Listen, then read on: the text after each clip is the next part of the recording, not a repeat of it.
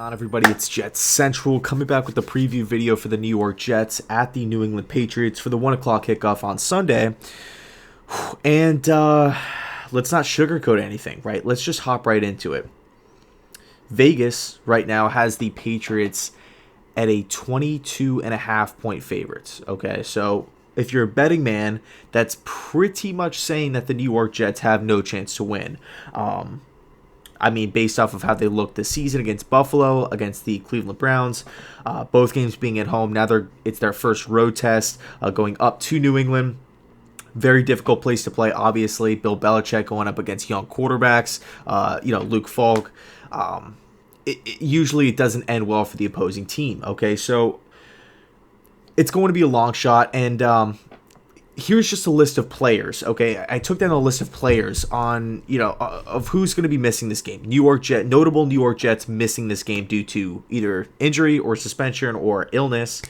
Sam Darnold, Quinnen Williams, C.J. Mosley, Quincy Enunwa, Avery Williamson, Chris Herndon, Trevor Siemian, Brandon Copeland, Jordan Jenkins, and possibly Brian Poole. He got hurt in practice, I believe, with a groin injury. And what is going on with Trumaine Johnson? I don't know what is up. I think the latest thing on him, I think the Jets said that they don't, or they feel like he doesn't love football, or he doesn't like football anymore. So, that's great because we just signed him to the big contract and whatnot. But long story short, the Jets are depleted at numerous positions, going up against a very, very good team in the New England Patriots in their house. The Jets have a slim chance to win this one. So what do I want to see from this Jets offense? What do I want to see from this Jets defense? Let's start on the offensive side of the football first, okay? Really, when it comes down to it, on offense, I feel like we should do two things. Number one, feed Le'Veon Bell the football, okay, obviously. It was just an absolute embarrassment. And I went to the Monday night game, and it was just an absolute embarrassment, the Jets offense. Granted, we were missing players here and there on the offense side of football. And of course, it was Luke Falk's first kind of action, really, of his NFL career. Keep in mind, he did spend some time with the Miami Dolphins. He did spend some time with the Tennessee Titans, and he is older too. He actually is older age-wise than Sam Darnold. So he's been around a little bit. It's not like he's like a Gardner Minshew or a Daniel Jones or a Kyler Murray really getting their first taste. I mean, he's been in practice. He's been on practice squads and whatnot. But still, nonetheless, we got to feed Le'Veon Bell the football. When you look at that game against the Cleveland Browns, everybody in the stadium, everybody in the Browns defense, everybody in the Jets or team, right? Everybody on the Jets sideline knew Le'Veon Bell was going to get the football. Yet he still had a really, really solid games. I mean, I know the numbers might tell you otherwise, but he was carrying the offense. Okay, so if we have any chance to win this game, we gotta feed Le'Veon Bell the football and just let him go to work, right? Give him a lot of carries, flip it out to him in the flats, get him out in the slot, move him around, put him in motion, right? Let's get Le'Veon Bell the football. Let's find creative ways to get him the football, to get him in favorable matchups. It was a complete joke because everybody, like I said in week 2. Everybody knew Le'Veon Bell was getting the football. Like when Luke Falk first came in the game and it was literally a handoff every time, but he was still picking up, major yardage. That's just incredible. You saw the play where he's running around going the other way on the field. You saw the play where he hurdled the guy. He's always falling forward. This guy's a ball player. This guy's the New York Jets' best player, especially on offense. You can make the argument that it's probably C.J. Mosley, Jamal Adams. Those guys are in the conversation as well, but when you take a look at the team from top to bottom, Le'Veon Bell, you can argue, is the best player on the team.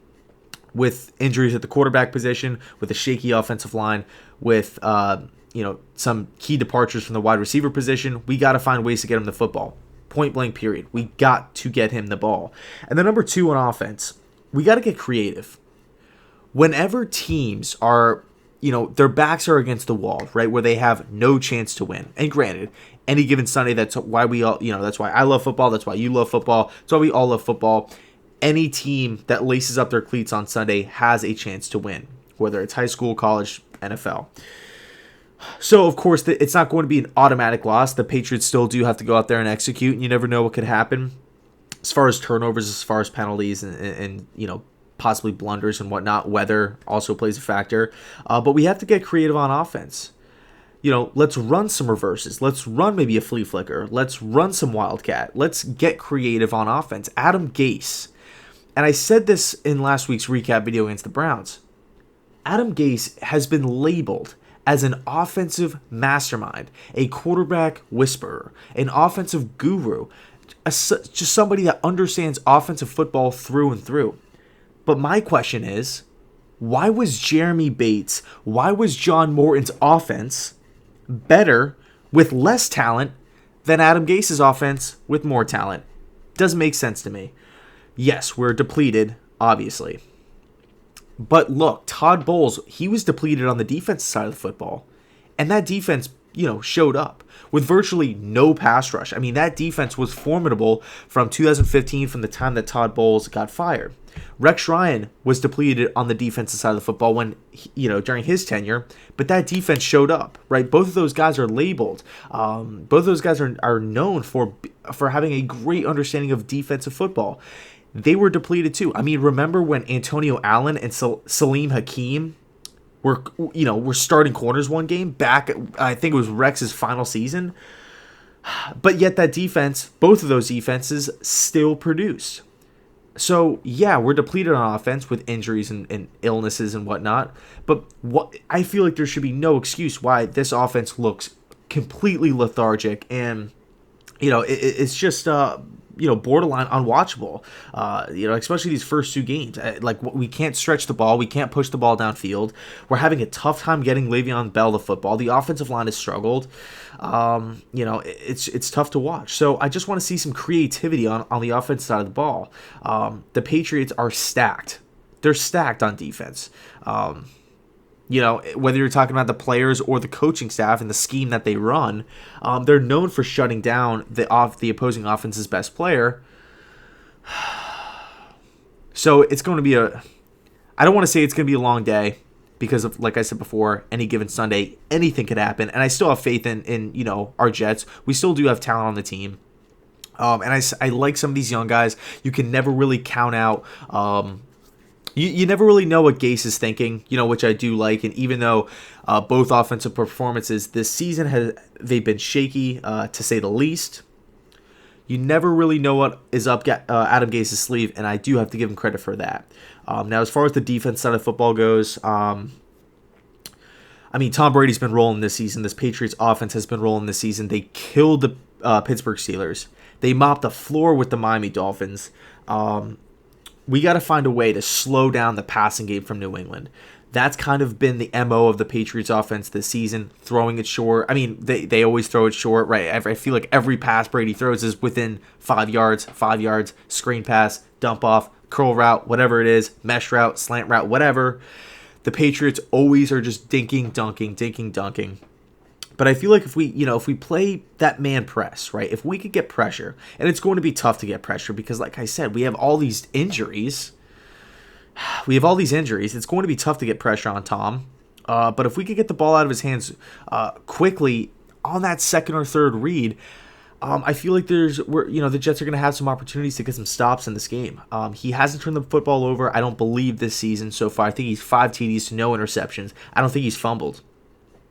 So we got to shut down this passing game, especially that short passing game. How do we do that? We got to play bump and run coverage. We got to hope that pressure gets home, really sending blitzes up the middle, and force Brady to go to his second to third read, and make sure we have those guys covered, right? So a lot of responsibility on those two outside backers, and hopefully get the job done.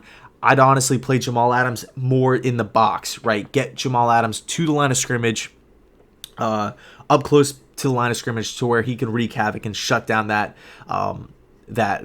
short passing game, especially even the pitches or the handoffs outside. Even though you probably have to do a lot of cover one looks and stuff like that, I would risk getting beat over the top because Tom Brady's arm isn't what it once was. Risk getting beat over the top to really shut down this short game, and then hopefully you could try to guess the Patriots' hand when they do go over the top. But Marcus May is going to have a lot of responsibility. The corners are going to be put on islands on the outside. But yeah, I would really focus on a lot of cover one, getting Jamal up into the box to wreak havoc, to create mayhem, to cause pressure, and just to help neutralize, help negate this Patriots high flying offense. So I'll leave it there. Let me know your thoughts down below in the comment section. Do we have a chance to win? Are you going to be watching this game? Like I said, 22.5-point underdogs. I, of course, am going to be watching every snap, and we'll see how that goes. So let me know your thoughts down below in the comment section. And as always, thanks so much for watching, and Jet up.